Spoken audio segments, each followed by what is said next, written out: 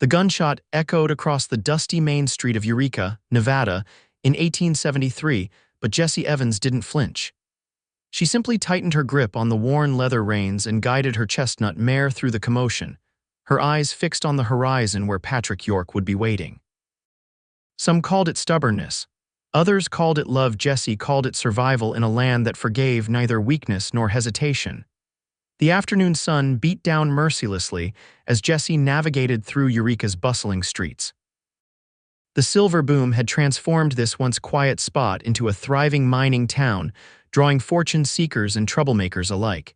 She'd learned to distinguish between the two, just as she'd learned to ride before she could properly walk on her father's ranch 30 miles south. "Miss Evans," called a voice from the general store's porch. "Got a letter for you." Jessie reined in her horse and nodded at Mr. Holloway, the store owner who doubled as the town's unofficial postmaster. "From my sister?" "No, madam," he replied, extending a slightly crumpled envelope. "From Carson City." "Looks official." Her heart skipped a beat as she took the letter, recognizing the county seal. This could be the deed to the parcel of land she and Patrick had been saving for. With trembling fingers, she tucked it into her saddlebag. "Much obliged," she said, tipping her hat before continuing on her way. The town fell away behind her as she rode toward the foothills. Patrick's claim lay nestled in a valley 3 miles east, where he'd struck a modest vein of silver 6 months ago. Not enough to make them rich, but enough to build their future if they were careful. As the landscape opened before her, Jessie allowed herself to smile. At 23, she'd already weathered more storms than most women twice her age.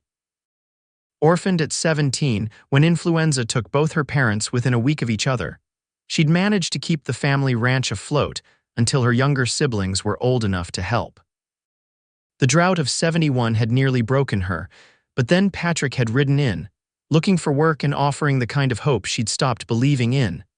The sound of metal striking rock grew louder as she approached the mine entrance. Patrick emerged, covered in dust and sweat, his broad shoulders silhouetted against the afternoon light. At 26, he carried himself with the quiet confidence of a man who knew his own strength but never felt the need to prove it. "You're early," he called out, a grin splitting his dirt-streaked face as he dropped his pickaxe and strode toward her. Jessie dismounted in one fluid motion. "Got something that couldn't wait," she replied, retrieving the letter from her saddlebag. Patrick's eyes lit up as he recognized the seal. Without a word, they moved to a flat boulder near the entrance and sat side by side as he carefully broke the wax. His hands, rough and calloused from years of hard labor, unfolded the paper with unexpected gentleness. Jessie held her breath as his eyes scanned the contents. "It's ours," he whispered, his voice thick with emotion. "The northeast section, 40 acres including the creek. It's ours, Jessie." She grabbed the paper, reading the formal language that confirmed what they'd worked so hard for, land of their own, registered jointly in both their names, an almost unheard-of arrangement that had required extra paperwork and the begrudging approval of a judge in Carson City who owed her late father a favor. "We did it," she breathed, looking up at him. "Now we can get married," Patrick finished, taking her hands in his. "This Sunday, no more waiting." Jessie nodded, blinking back tears. They'd agreed to wait until they had something solid to build on, something more than Patrick's uncertain mining claim and her stretched thin responsibilities to her siblings. Now, with her brother Thomas running the ranch and her sister Sarah happily married in Sacramento, the last piece had fallen into place. "Sunday it is," she agreed, leaning forward to kiss him, tasting salt and dust and promise. The next morning, Jessie rode into town with purpose, a list of tasks to complete before Sunday. First stop, Reverend Miller's white clapboard church at the north end of Main Street. The church stood stark against the Nevada sky, its spire reaching upward like a finger pointing to heaven. Jessie had never been particularly religious, finding more faith in hard work and loyalty than in Sunday sermons, but she respected the traditions that bound communities together in these harsh lands. She found Reverend Miller in his small office adjacent to the church, bent over a Bible with a magnifying glass. At 65, his once imposing frame had begun to stoop, but his eyes remained sharp as they assessed her from beneath bushy white brows. Miss Evans, he acknowledged, setting aside his reading. What brings you here on a Thursday? Jessie removed her hat, holding it respectfully before her. Patrick York and I would like to be married this Sunday after services. We've just secured our land deed and see no reason to delay further. The Reverend's expression remained neutral as he leaned back in his chair. I see. And when exactly did Mr. York join our congregation? I don't recall seeing him at services. He hasn't yet had the opportunity, with the mine requiring his attention 7 days a week, Jessie replied carefully. But we would be honored to be married in the church. Marriage is a sacred covenant before God, Miss Evans, not merely a legal contract, Reverend Miller said, his voice taking on the resonant quality he used for sermons. I cannot in good conscience join two souls when one has shown no commitment to the Lord's house. Jessie felt heat rising in her cheeks, but kept her voice steady. Patrick is a good man, Reverend. Honest and hardworking, I'm sure he possesses many fine qualities, the older man interrupted. But church membership is required for those wishing to be married here. That's been my policy for 30 years. Then we'll join, Jessie offered, knowing Patrick would agree to virtually anything that would make their union official. The Reverend shook his head. Membership requires 3 months of regular attendance and completion of my discipleship classes. I cannot make exceptions, even for the daughter of Oliver Evans, God rest his soul. Jessie straightened her spine, recognizing the immovable object before her. Is there another way? Could you perform the ceremony elsewhere, perhaps? My authority to solemnize marriages comes from God through this church, he replied firmly. I suggest you wait the 3 months. Use the time to properly prepare not just for a wedding but for a Christian marriage. 3 months. 90 more days of waiting, of living apart, of explaining to neighbors why they worked the same land but returned to separate beds. 3 months during which anything could happen: another mining accident, claim jumpers, sickness. Thank you for your time, Reverend, Jessie said tightly, replacing her hat and turning to leave. Miss Evans, the preacher called after her, his tone softening slightly. There's a circuit judge expected through Carson City next month. He could perform a civil ceremony if you're determined not to wait. A month was better than 3, but still too long.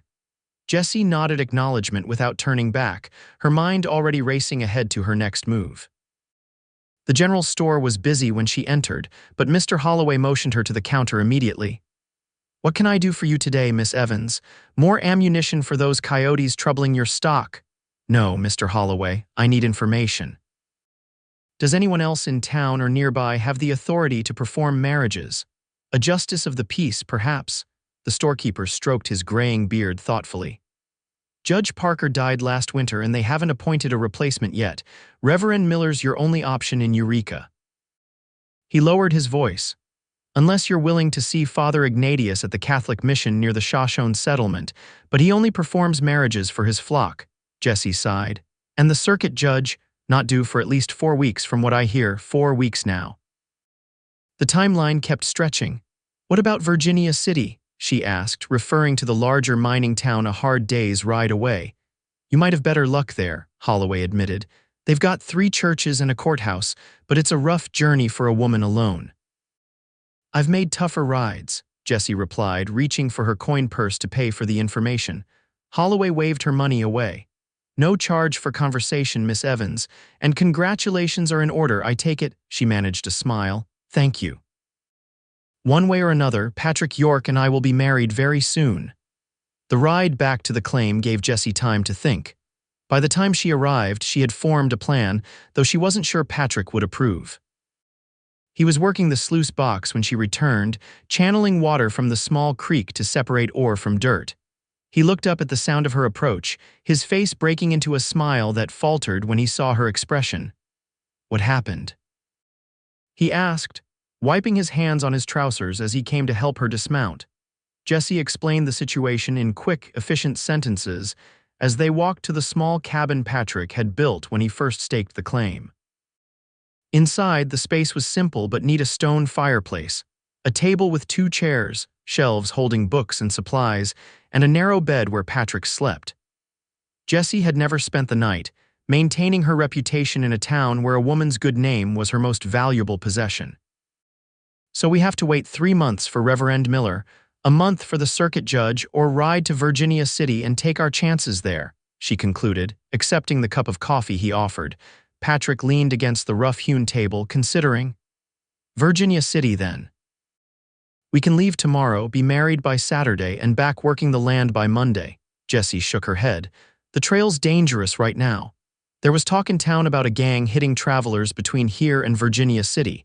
3 robberies in the past 2 weeks. Patrick's jaw tightened. I can protect us. I know you can, she said softly, reaching for his hand. But I have another idea. What if we don't need anyone's permission or authority to marry? His brow furrowed in confusion. What do you mean? In some places, couples can marry themselves, speak vows to each other with witnesses present. It's called common law marriage. According to Mr. Holloway, it's recognized in Nevada territory. Patrick considered this, turning the coffee cup in his hands. Would it be legal? Would people respect it? With the right witnesses, yes. I thought we could ask Sheriff Donovan and his wife, maybe Dr. Bennett, people who command respect in town. And we could do it here, Patrick said slowly, warming to the idea, on our own land. Sunday afternoon, Jessie confirmed. We invite a few people, speak our vows, sign a document we'll draft ourselves, and begin our life together without further delay. Patrick set down his cup and pulled her to her feet, wrapping his strong arms around her waist. You're sure this is what you want? Not a church wedding with all the trimmings?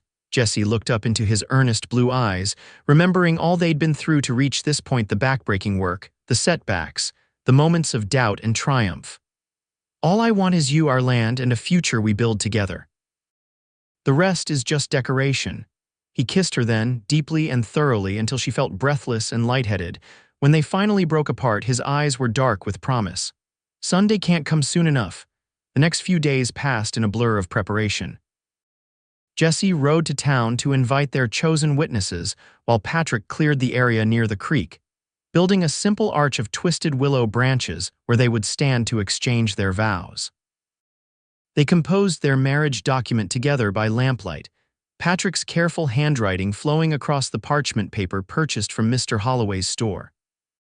Sheriff Donovan had agreed immediately, his weather-beaten face creasing in a rare smile as he promised to bring his wife and make it official as I can without a badge for it. Dr. Bennett, a widower who had tended to Jessie's family during the influenza outbreak, offered to bring his elderly mother and a bottle of French champagne he'd been saving for a special occasion. Even Thomas had promised to ride in from the ranch, bringing with him the silver locket that had belonged to their mother. By Sunday morning, everything was ready. Jessie had spent the night at the ranch for the last time, packing her belongings and saying goodbye to the home of her childhood. Thomas rode beside her, uncharacteristically quiet as they made their way toward her new life. "You're sure about this?" he finally asked as the mine came into view. "Not just the way you're doing it, but York himself," Jessie smiled, touched by her brother's concern. At 19, he'd become the man of the family, too young, shouldering responsibilities that had left little room for boyhood. "I've never been more certain of anything," she assured him. "Patrick is a good man, you'll see that for yourself today." Thomas nodded, adjusting the package containing their mother's locket. "Pa would have liked him, I think. A man who works with his hands and builds something from nothing." "That means a lot coming from you," Jessie replied softly.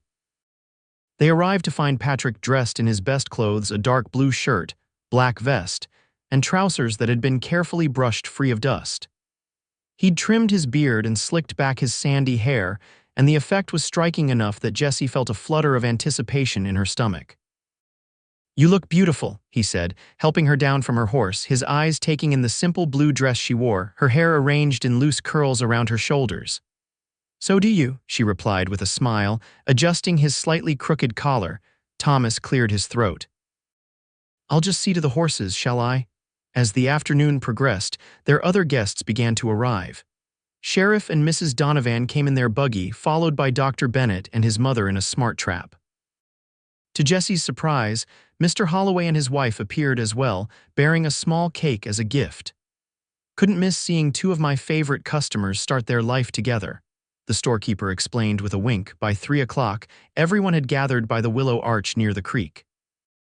The day was perfect clear blue sky, gentle breeze, and sunlight filtering through the cottonwood trees that lined the water. Patrick stood beneath the arch, hands clasped before him, watching as Jessie approached on Thomas's arm. Sheriff Donovan stepped forward as they reached the arch, holding up a hand to gather everyone's attention.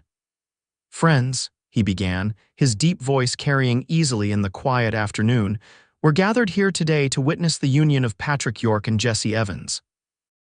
While circumstances have prevented them from being married in the traditional way, they have chosen to speak their vows before us as witnesses, binding themselves together in the eyes of God and the territory of Nevada." He turned to Patrick. "Mr. York, I understand you have something to say." Patrick took Jessie's hands in his eyes never leaving hers.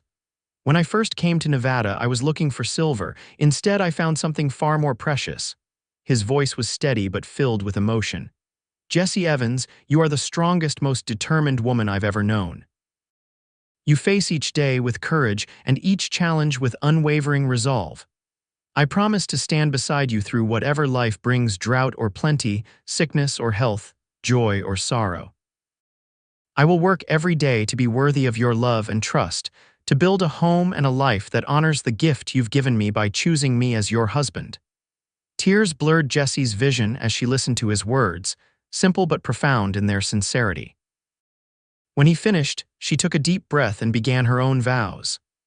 "Patrick York, when you rode onto my ranch looking for work, I had no idea you would become the center of my world. You've shown me that strength can be gentle and that love doesn't diminish independence, it enhances it. I promise to be your partner in all things, to face each sunrise and sunset by your side, to share your burdens and multiply your joys. I choose you today and every day that follows, freely and completely." Sheriff Donovan nodded approvingly as Jessie finished. "You have rings to exchange." Patrick reached into his vest pocket and withdrew a simple gold band. "It was my grandmother's," he explained as he slid it onto Jessie's finger. "She crossed the plains in a wagon train and never took it off, even when times were hardest." Thomas stepped forward then, opening the small package he carried to reveal their mother's silver locket. Inside was a tiny curl of hair Patrick's, which Jessie had discreetly obtained weeks earlier. "Our mother would have wanted you to have this," Thomas said, placing it around Jessie's neck. "And to give to your daughter someday." Jessie's fingers closed around the locket, warm from her brother's hands. "Thank you," she whispered. Sheriff Donovan raised his voice once more. "By the authority vested in me as a witness to these vows, and in accordance with the laws of the Nevada territory, I now pronounce you husband and wife." He grinned and added, "You may kiss your bride, York." Patrick didn't need to be told twice. He gathered Jessie into his arms and kissed her with a tenderness that belied his strength, sealing their vows as their friends applauded. Dr. Bennett uncorked his champagne, pouring small amounts into tin cups for a toast. "To Patrick and Jessie York," he proclaimed, "may your union be as rich as the silver veins of Nevada and as enduring as these mountains." As the celebration continued, with cake being distributed and stories shared, Jessie found a moment to slip away to the creek's edge. She stood watching the water flow over smooth stones, reflecting on the journey that had brought her here. Patrick joined her moments later, slipping an arm around her waist. "Having second thoughts, Mrs. York," the name sent a thrill through her. "Not one," she replied, leaning against him. "Though I do wonder what Reverend Miller would say if he could see us now," Patrick chuckled. "He'd probably quote scripture about rebellious women and godless minors." His expression grew more serious. "Does it bother you, not having his blessing?" Jessie turned to face him, placing her hands on his chest. "The only blessings I need are the ones we give each other. The preacher refused to marry us, but we made our own vows under this sky, on our own land, surrounded by people who matter to us. That seems more sacred to me than any church ceremony could be." "When you put it that way," Patrick murmured, bending to kiss her again, "I think we might have started a new tradition in Eureka." Their moment of privacy was interrupted by Thomas calling them back to the gathering. "Your guests are wondering where you've disappeared to," he teased. "And Mrs. Donovan is anxious to know where you'll set up housekeeping." As they rejoined the celebration, Jessie felt a profound sense of rightness. The path to this moment had been neither straight nor easy, but standing beside Patrick, surrounded by friends who had become family. She knew every step had been worth taking. The guests departed as evening approached, leaving the newlyweds alone on their property for the first time. Thomas was the last to leave, embracing his sister tightly before mounting his horse. "You'll come for Sunday dinner next week?" Jessie asked, reluctant to sever this last tie to her old life. "Try to keep me away," her brother replied with a grin. "I want to hear all about married life." After he rode away, Patrick swept Jessie into his arms and carried her across the threshold of the cabin that was now their home. Inside, he had made subtle changes in preparation for her arrival: fresh curtains at the windows, a quilt on the bed that he'd purchased from Mrs. Holloway, wildflowers in a jar on the table. "Welcome home, Mrs. York," he said softly, setting her on her feet. Jessie looked around the simple space, already envisioning the life they would build together. "It's perfect," she whispered, turning to face her husband. "Everything is perfect." Later that night, as they lay together in the darkness, Jessie listened to Patrick's steady heartbeat beneath her ear and felt a contentment she had never known before. Outside, the Nevada stars wheeled overhead, witnesses to the beginning of their shared story. "What are you thinking?" Patrick murmured, his fingers tracing lazy patterns on her bare shoulder. "That some rules are meant to be broken," she replied. "And that sometimes the most meaningful ceremonies are the ones we create ourselves." He pulled her closer. "To think I might have missed all this if I hadn't followed that rumor about silver in Eureka." "We would have found each other somehow," Jessie said with certainty. "Some things are just meant to be." As she drifted towards sleep in her husband's arms, Jessie Evans York knew that whatever challenges lay ahead, they would face them together, not because a preacher had blessed their union, but because they had chosen each other, freely and completely, under the vast Nevada sky. The first weeks of marriage passed in a blur of joy and adjustment. Jessie quickly established routines that transformed the bachelor cabin into a home-bred baking in the small cast iron stove, herbs drying from the ceiling beams, a vegetable garden taking shape behind the cabin. Patrick continued working his claim during daylight hours, but now returned each evening to a warm meal and warmer welcome. They fell into an easy rhythm together, discovering the everyday pleasures of shared life. Jessie found Patrick to be a considerate husband who never complained when mine dust tracked across her clean floors, or when dinner was delayed because she'd been repairing fence lines. He found her to be an equal partner who could handle a rifle as well as a rolling pin, and wasn't afraid to offer opinions on improving the mine's operations.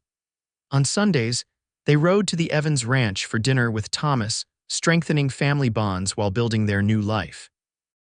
If they occasionally noticed sideways glances in town from those who'd heard about their unusual wedding, they paid them little mind. The people whose opinions mattered had been present that day by the creek, and that was enough. 1 month into their marriage, Jessie rode into town for supplies while Patrick worked the mine. As she was loading purchases into her saddlebags outside Holloway's store, she heard a familiar voice. "Mrs. York, I presume." She turned to find Reverend Miller watching her, Bible tucked under his arm. Despite the warm day, he wore his formal black coat, sweat beading on his forehead beneath his wide-brimmed hat. "Reverend," she acknowledged with a polite nod. "Yes, it's Mrs. York now." "So I've heard," he replied, his expression unreadable. "Sheriff Donovan mentioned the ceremony you arranged." Jessie finished securing her packages, taking her time before responding. "It was a beautiful day. We were surrounded by friends on our own land as we made our vows." The preacher cleared his throat. "I understand you may feel justified in your actions, Mrs. York, given my refusal to perform the ceremony without proper preparation. But I worry about your soul and Mr. York's. Marriage is a covenant before God, and God was present that day, Reverend," Jessie interrupted gently. "In the sky above us, the land beneath us, and the love between us. I respect your position, but I believe the Almighty cares more about the content of our hearts than the building in which we speak our vows." Miller's bushy eyebrows drew together. "That's a dangerous theology, young lady, one that leads to picking and choosing which commandments to follow." "Perhaps," Jessie conceded, mounting her horse, "but I've found that love is rarely as tidy as doctrine would have it be. Good day, Reverend." As she rode away, she felt the preacher's eyes on her back but refused to turn. She had made her choice and would stand by it, Regardless of who disapproved, when she told Patrick about the encounter that evening, he frowned. "I don't want him making life difficult for you in town." Jessie shook her head as she stirred the venison stew bubbling on the stove. "He won't. Reverend Miller may disapprove, but he's not a vindictive man. Besides, Sheriff Donovan witnessed our vows, and no one in Eureka wants to get on his bad side." Patrick came up behind her, wrapping his arms around her waist. "Still, we should ride to Carson City soon and file our marriage document with the county clerk. Make it as official as possible." Jessie leaned back against him, savoring his solid presence. "We'll go next week. Thomas can watch the property for a day." The trip to Carson City proved uneventful. The clerk raised an eyebrow at their self-created marriage document, but upon seeing Sheriff Donovan's signature as witness, recorded it without comment. They returned to their land with a stamped copy that Patrick carefully stored in a tin box alongside their property deed. As summer gave way to fall, Jessie and Patrick settled deeper into married life. The mine continued to produce enough silver to sustain them, while Jessie's garden yielded a harvest that she preserved for winter. They added a lean-to stable for their horses and began collecting lumber for the larger house they planned to build the following spring. On their 3-month anniversary, the same day they could have been married in Reverend Miller's church, had they followed his rules, they celebrated by riding to a high meadow above their property. There, with a blanket spread beneath a lone pine tree, they shared a simple picnic and watched clouds drift across the mountains. "Any regrets?" Patrick asked, propped on an elbow beside her, his fingers entwined with hers. Jessie smiled up at him. "Only that we didn't do this sooner." His expression grew serious. "I've been thinking about that, about time and how quickly it passes." He paused, his thumb tracing circles on her palm. "Jessie, what would you think about starting a family? Not right away if you're not ready, but someday soon." Her heart fluttered at the question. They had discussed children in abstract terms before their marriage, both agreeing they wanted them eventually. But hearing Patrick broach the subject now, with such tenderness in his voice, made the possibility suddenly immediate and real. "I think," she said slowly, savoring the words, "that you would make a wonderful father, and yes, I'd like to start our family soon." The joy that spread across his face was worth any uncertainty she might have felt. He gathered her close, kissing her deeply, and whispered against her lips, "I love you, Jessie York, more than I ever thought possible." As fall progressed, they established new traditions, reading aloud to each other by lamplight, Sunday target practice, where Jessie usually outshot her husband, weekly letters to her sister in Sacramento. Patrick's mine hit a richer vein in October, providing enough extra income to order proper windows for their planned house and a fine wool coat for Jessie before winter set in. November brought the first snow and news that shocked the small community of Eureka. Reverend Miller had suffered a stroke while chopping wood behind the church. Dr. Bennett had been summoned, but the prognosis was poor for the elderly preacher. Despite their history with the man, Jessie and Patrick joined others in town in offering assistance. Jessie prepared meals for the small household, while Patrick took shifts sitting with the semi-conscious minister so the church deacons could rest. During one such evening, as Patrick read aloud from the Bible at the Reverend's bedside, the old man's eyes flickered open with surprising clarity. "York," he whispered, his voice slurred but intelligible. Patrick set down the Bible, leaning closer. "I'm here, Reverend. Can I get you something?" "Water." Miller weakly shook his head. "Your wife, she challenged me." Patrick tensed slightly, unsure where this was heading. "She's a strong-minded woman. Strong in faith too," the preacher continued with effort. "Saw it, didn't want to proud, too proud." His papery hand moved across the blanket toward Patrick. "Tell her, Miller was wrong. God doesn't need walls." Tears pricked Patrick's eyes as he carefully took the older man's hand. "I'll tell her, sir, and thank you." A ghost of a smile touched the Reverend's lips before he drifted back to sleep. 3 days later, he passed peacefully with the church deacons at his side. The funeral was held on a bitterly cold December morning. The entire town turned out, standing solemnly in the churchyard as Miller's replacement, a young minister from Reno, delivered the eulogy. Jessie and Patrick stood at the back, respectful but still uncertain of their place in this community of faith. After the service, one of the deacons approached them, his breath forming clouds in the frigid air. "Mrs. York, Mr. York, Reverend Miller left something for you." He handed them an envelope. He asked that it be given to you after he was laid to rest. Puzzled, they waited until they were alone in their cabin that evening to open it. Inside was a letter in shaky handwriting and a small silver cross on a chain. "Dear Mr. and Mrs. York," Patrick read aloud. "By the time you read this, I will have gone to meet my Maker and answer for my time on this earth.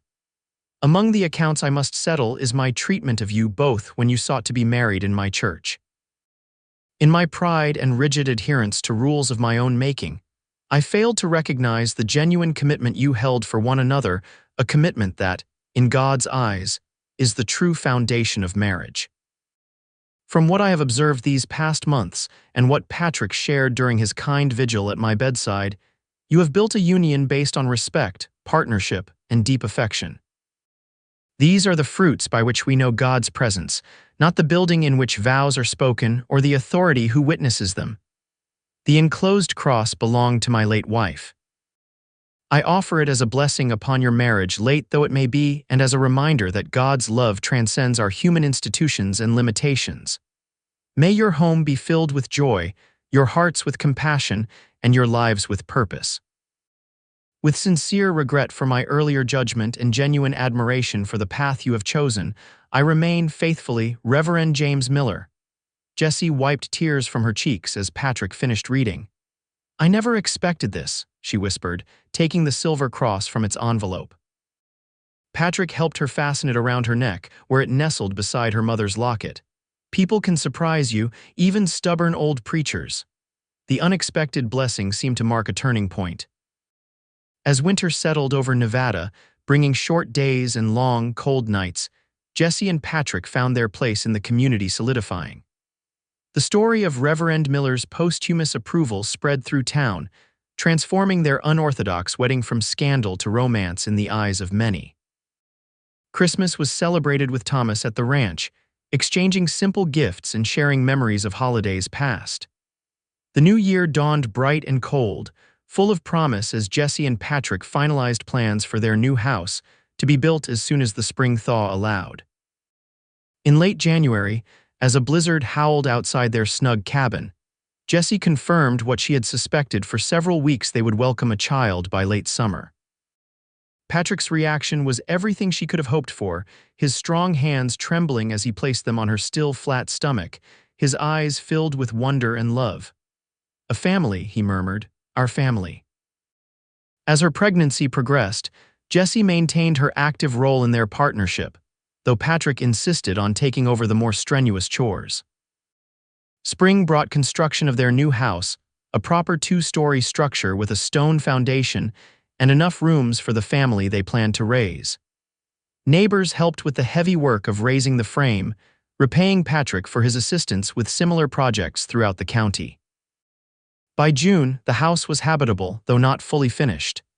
Jessie, now visibly expecting, directed the arrangement of furniture and hung curtains with meticulous care. Their old cabin would serve as Patrick's office and a storehouse for mining equipment, while the new building represented their future solid, well-planned, and built to last. On a sweltering August evening, with Dr. Bennett in attendance and Mrs. Donovan serving as midwife, Jessie gave birth to a healthy son they named James Thomas York, honoring both Reverend Miller and her brother. Patrick paced the porch during her labor, alternately praying and cursing as her cries reached him through open windows. When Dr. Bennett finally invited him inside to meet his son, Patrick wept unashamedly, overcome by the miracle of new life. "He has your eyes," Jessie said tiredly, cradling the tiny bundle against her chest, "and hopefully your patience rather than my stubbornness." Patrick laughed softly, perching carefully on the edge of the bed. "Your stubbornness is one of the things I love most about you.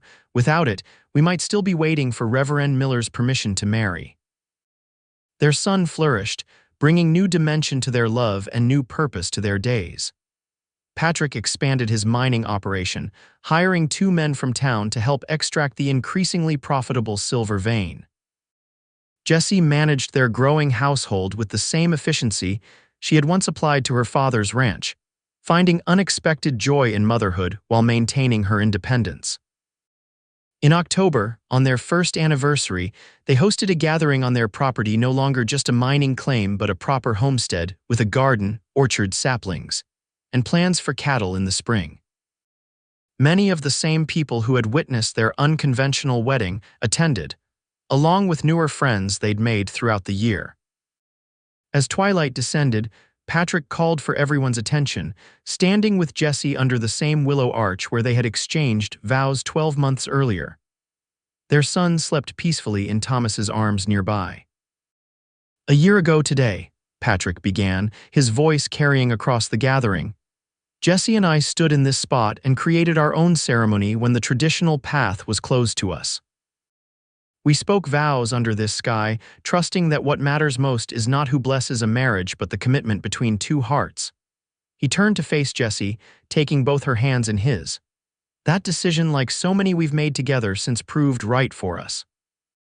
Our life may not follow conventional patterns, but it is rich with love, respect, and now new life."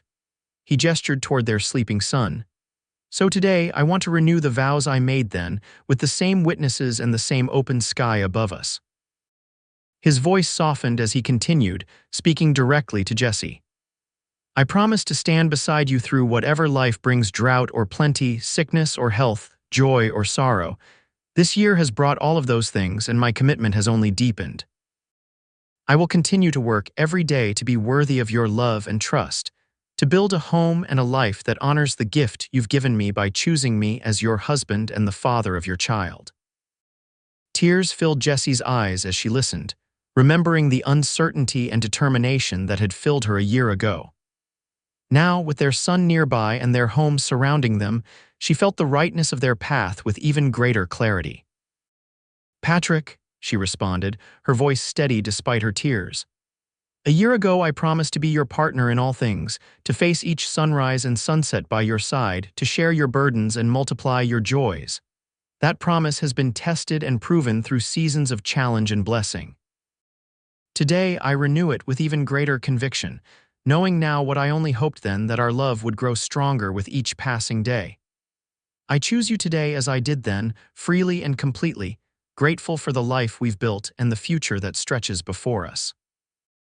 Sheriff Donovan, who had positioned himself beside them, cleared his throat emotionally. "By the witness of these same friends, and with the blessing of Almighty God, which I have no doubt rests upon this union, I affirm the marriage of Patrick and Jessie York, as strong and true today as when first declared." The gathered friends applauded as Patrick kissed his wife, their son stirring slightly at the noise before settling back to sleep in his uncle's arms. As the celebration continued around them, Patrick kept his arm around Jessie's waist, unwilling to let her stray far from his side. "Happy anniversary, Mrs. York," he murmured against her hair. "The first of many," she replied, leaning into his embrace, thinking of all they had overcome and all that lay ahead. Their path had not been conventional, but it had been true, and that made all the difference. 5 years passed, bringing changes to the York homestead and the town of Eureka.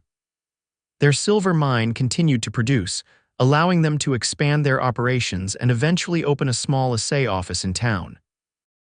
Jessie gave birth to twin daughters, Sarah and Rebecca, when James was 3, creating a lively household that echoed with children's laughter and the constant activity of a growing family. The town itself transformed with Nevada's 1864 statehood and the continued mining boom. New businesses opened, the population swelled, and a railroad spur line finally connected Eureka to larger markets. The one-room schoolhouse where James now attended first grade had been replaced by a proper brick building with 3 classrooms and a bell tower. The little church where Reverend Miller had once presided now boasted stained glass windows and a young, progressive minister who had heard the York story and made a point of including them in community events. Though they attended services occasionally, Patrick and Jessie maintained their own spiritual practices, teaching their children that faith was expressed through actions more than rituals. On a crisp autumn day in 1878, as Jessie was supervising the harvest of their substantial vegetable garden with 4-year-old Sarah and Rebecca trailing behind her, a wagon appeared on the road from town. She straightened, shielding her eyes against the afternoon sun, and recognized Thomas driving with a stranger beside him. "Girls, go tell your father we have visitors," she instructed, removing her garden gloves and smoothing her apron. At 33, Jessie had retained the slender strength of her youth, though childbearing and hard work had softened some of her angles. The few strands of silver appearing in her dark hair went unnoticed by everyone except Patrick, who claimed they made her even more beautiful. Thomas brought the wagon to a halt near the house, jumping down with the agility that had made him one of the territory's finest horsemen. At 24, he had grown into a respected rancher, expanding their father's holdings and recently becoming engaged to the daughter of a neighboring family. "Jessie," he called, hurrying to embrace his sister. "I've brought someone I think you'll want to meet." The stranger descended more carefully from the wagon, a woman of about Jessie's age, dressed in a travel-worn but fashionable blue dress, her blonde hair neatly arranged beneath a modest hat. "This is Mrs. Eleanor Miller," Thomas explained. "Reverend Miller's daughter. She's just arrived from Boston and asked to meet you." Jessie's surprise must have shown on her face, for the woman stepped forward with an apologetic smile. "I'm sorry to arrive unannounced, Mrs. York. Your brother kindly offered to bring me out when I inquired about you in town." Before Jessie could respond, Patrick emerged from the direction of the mine office with the twins skipping ahead of him and 9-year-old James following more sedately. "We have a guest, Patrick," Jessie called, extending her hand to Mrs. Miller. "Reverend Miller's daughter from Boston." Patrick's eyebrows rose as he joined them, wiping his hands on a handkerchief before offering one to their visitor. "This is unexpected but welcome. Please come inside where it's comfortable." As they settled in the parlor of the home Patrick and Jessie had expanded twice over the years, Eleanor Miller explained her presence. "My father and I were estranged for many years," she began, accepting a cup of tea from Jessie. "He disapproved of my marriage to a Unitarian minister, much as he initially disapproved of yours." She smiled slightly, her resemblance to her father visible in the directness of her gaze. "After his death, his church sent his personal effects to me in Boston. Among them was a journal in which he detailed his regret over his treatment of you both and his admiration for the marriage you created on your own terms.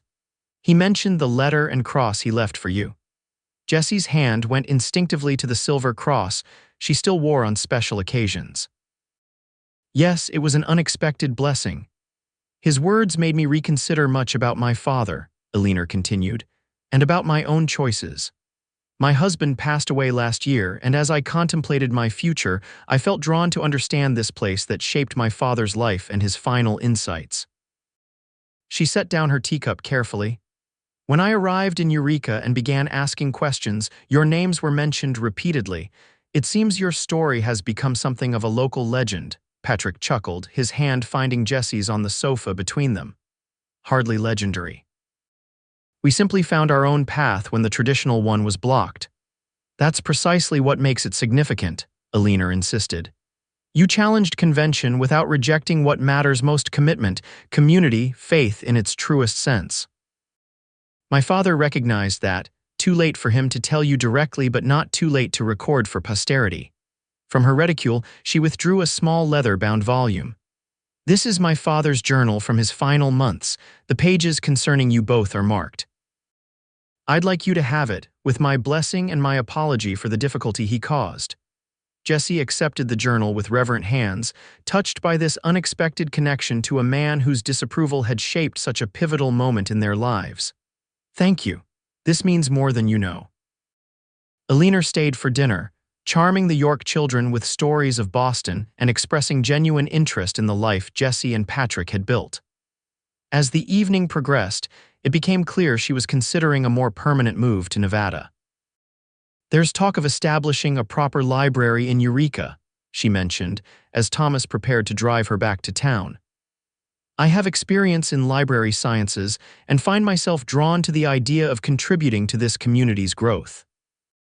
"You'd be most welcome," Jessie assured her, sensing a kindred spirit in this woman who had also forged her own path despite disapproval.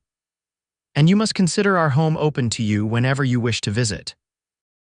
After their guests departed with the children tucked into bed, Patrick and Jessie sat on their wide front porch watching stars emerge in the darkening sky. The journal lay between them, still unopened. "Will you read it?" Patrick asked, nodding toward the small volume.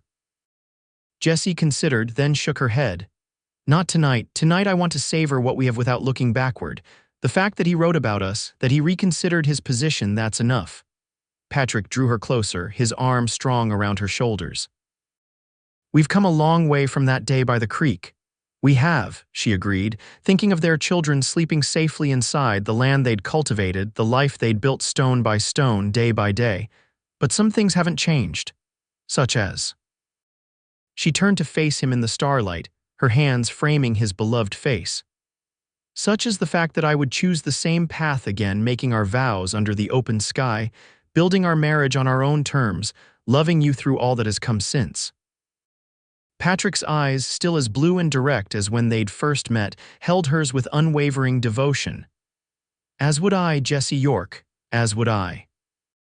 Their kiss, tender with the richness of shared history and sweet with the promise of years to come, needed no witnesses but the Nevada stars, the same stars that had watched over them from the beginning, when a preacher's refusal had led to a love story written in their own words, under their own sky. 10 years later, in the summer of 1888, Eureka had transformed into a prosperous town of nearly 5,000 souls.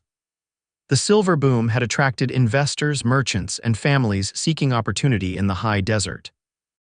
The York name had become synonymous with integrity and enterprise. Their mining interests had expanded, and Patrick had partnered with other local businessmen to establish the Eureka Banking and Trust Company. Jessie, now 43, had channeled her organizational skills into civic improvement. She served on the school board and had helped Eleanor Miller, now Eleanor Wilson, having married Eureka's newspaper editor, establish the town's first public library. Their 3 children were growing up in a community far different from the rough mining town of their parents' early days. James, at 19, had inherited his father's aptitude for engineering and his mother's determination. After completing his education at the newly established Nevada State University in Elko, he had returned to work alongside Patrick, introducing modern techniques to their mining operations. The twins, Sarah and Rebecca, were 15, similar in appearance with their father's blue eyes and their mother's dark hair, but different in temperament. Sarah shared Jessie's practical nature, while Rebecca displayed artistic talents that her parents encouraged despite their rarity in frontier society. On a warm Saturday in July, the York family gathered on their expanded homestead to celebrate Patrick and Jessie's 20th wedding anniversary. The property now encompassed 200 acres, including the original 40 they had purchased with such hope and sacrifice. The modest cabin where they had begun their life together still stood, preserved as a reminder of their beginnings, though the family now occupied a handsome 2-story house with modern conveniences, running water, glass windows, and even a telephone line connected to the town exchange. Friends and family arrived throughout the afternoon, Thomas and his wife with their 3 children, Eleanor and Herbert Wilson, the Donovans, now retired but still revered in the community, business associates and neighbors who had watched the York story unfold over 2 decades. Even Dr. Bennett, nearing 80 but still sharp-minded, made an appearance. Accompanied by his son, who had followed him into medicine, tables had been arranged under shade trees near the creek, laden with food prepared by Jessie and her daughters. Musicians from town provided lively tunes as children played and adults conversed in the pleasant summer air. The celebration had the relaxed quality of people comfortable with each other and secure in their shared history. As evening approached, James called for attention, standing on a wooden platform constructed for dancing. Tall and straight like his father, with a hint of his mother's intensity in his gaze, he commanded respect despite his youth. 20 years ago, he began, his voice strong in the twilight, my parents stood near this very creek and created their own wedding ceremony when traditional avenues were closed to them. I've heard the story all my life how the preacher refused to marry them, and my father said they would make their own vows under the open sky. Murmurs of appreciation rippled through the gathering. Most knew the tale, but it had lost none of its power with retelling. What began as necessity became a testament to love's ability to find its own path, James continued. My parents taught me and my sisters that true commitment isn't defined by convention, but by daily choices to honor, respect, and cherish one another. Their example has shaped not just our family but this entire community. He gestured toward the crowd, where many nodded in agreement. Tonight, we honor not just 2 decades of marriage but the courage to define love on their own terms. Ladies and gentlemen, I give you Patrick and Jessie York.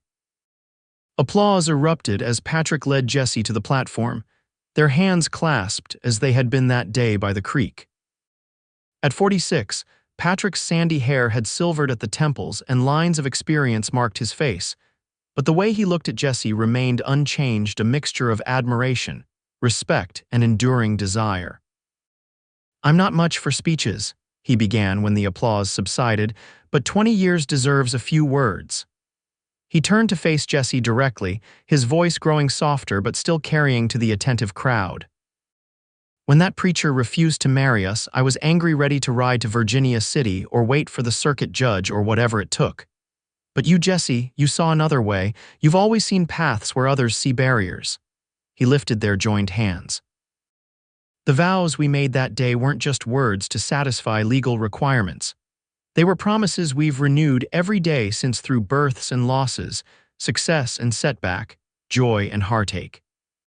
Standing here now, surrounded by our family and friends, I can say with absolute certainty that our unconventional beginning led to the richest life I could have imagined.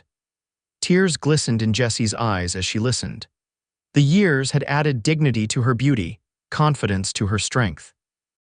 The young woman who had stubbornly insisted on making her own way had matured into a respected matriarch, whose influence extended far beyond her family circle. Patrick, she responded when he finished, her voice steady despite her emotion. 20 years ago, we stood by this creek with nothing but hope and determination. We had no way of knowing what lay ahead: the children we would raise, the community we would help build, the challenges we would face together. But we knew one thing with absolute certainty, that we belonged side by side, facing whatever came as partners and equals. She gazed around at the gathering before continuing. Some of you were there that day. You witnessed our unconventional ceremony and supported our choice when others questioned it. Others of you have joined our story along the way, enriching our lives with your friendship and shared purpose. All of you are part of the legacy we've built, a legacy founded on the belief that love, respect, and commitment matter more than convention. Her eyes returned to Patrick's face, as familiar and beloved as her own reflection. 20 years ago, you said we would make our own vows under this sky. Today, I thank you for keeping every promise those vows contained, for being the husband I chose then and would choose again every day of my life. As they sealed their renewed commitment with a kiss, their children led another round of applause. Musicians struck up a waltz, and Patrick swept Jessie into the first dance on the wooden platform, their movements as harmonized as their lives had become. The celebration continued into the night, with lanterns illuminating the gathering as stars appeared overhead. Jessie found moments to connect with each guest, her heart full with the richness of the life she and Patrick had created. When she spotted Alina Wilson standing alone near the creek, she made her way to the librarian's side. "It's a beautiful evening," Alina remarked as Jessie joined her. "My father would hardly recognize Eureka now or the role your family has played in its development." Jessie smiled, thinking of the journal Alina had given them years before, which now occupied a place of honor in their family Bible. "I like to think he would be pleased with how things turned out. His blessing came late but meant a great deal to us." "I've often wondered," Alina said thoughtfully, "if things had been different, if he had agreed to marry you and Patrick that day, would your path have changed?" Jessie considered the question, watching Patrick across the gathering as he conversed with their son and Thomas. "I don't believe so," she said finally. "The ceremony might have been different, but the marriage would have been the same. We would still have built this life, raised our children, contributed to this community. Yet your story has inspired so many," Alina pointed out. "The Harrises last year who married on their ranch when Mrs. Harris's family objected. The Whitings, who included elements from both their traditions when the Catholic Church wouldn't recognize their union. Even my own second marriage to Herbert, I might not have found that courage without your example." Jessie hadn't considered this ripple effect of their decision. "We were simply doing what felt right for us. I never thought of it as blazing a trail. The most significant paths are often created by those who are simply finding their own way forward," Elena replied. "Your choice that day to make vows under the open sky rather than submit to arbitrary rules became a model for authenticity that extends far beyond marriage." As the evening progressed toward midnight, guests gradually departed until only the immediate family remained: Patrick and Jessie, their 3 children, Thomas and his family. They gathered around the dying bonfire, reluctant to end the celebration that marked such a significant milestone. James produced a bottle of fine brandy he had specially ordered from San Francisco, pouring small amounts for the adults.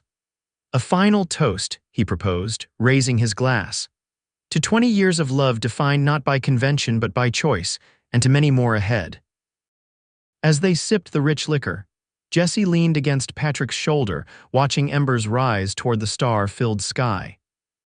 The same sky that had witnessed their vows 2 decades earlier now canopied the life they had built, the children they had raised, the land they had cultivated, the community they had helped shape. "What are you thinking?" Patrick murmured, his arm warm around her waist. "That we've come full circle," she replied softly. "When that preacher refused to marry us and you said we'd make our own vows under this sky, I never imagined where that moment would lead. All the joys and sorrows, challenges and triumphs, they've woven together into something stronger and more beautiful than I could have envisioned." Patrick pressed a kiss to her temple. "And the journey's not over yet. We still have daughters to see married, hopefully without clerical objections, grandchildren to welcome, more anniversaries to celebrate." Jessie smiled, picturing the future unfolding before them with the same sense of possibility that had carried them this far. "I look forward to every moment," she whispered. "Every day under this sky with you." Later, as they prepared for bed in the quiet of their home, Patrick pulled Jessie into his arms, his embrace as secure and comforting as it had been on their wedding night. "Thank you," he murmured against her hair. "For what?" she asked, looking up at him in the lamplight. "For being the kind of woman who wouldn't take no for an answer. For seeing possibility when that preacher closed his door. For 20 years of partnership that has made my life infinitely richer than silver ever could." Jessie reached up to trace the beloved contours of his face, the lines at his eyes that spoke of laughter, the firm mouth that had spoken words of love and wisdom, the strong jaw that set with determination when challenges arose. "I would choose the same path again," she told him with absolute certainty. "Every step that led us here, every choice we made together, our way wasn't easier, but it was ours, and that has made all the difference." As they extinguished the lamp and settled into each other's arms, Jessie reflected on the journey that had begun with defiance and grown into legacy. Their love story written not in a church register, but in the daily acts of commitment. The children they had raised, the community they had helped build would continue long after they were gone. A testament to the power of making vows under an open sky and having the courage to keep them day after day, year after year, through all that life brought their way. Outside their window, stars wheeled across the Nevada night, the same stars that had witnessed their beginning and would watch over their tomorrow, as constant as the love that had guided them home.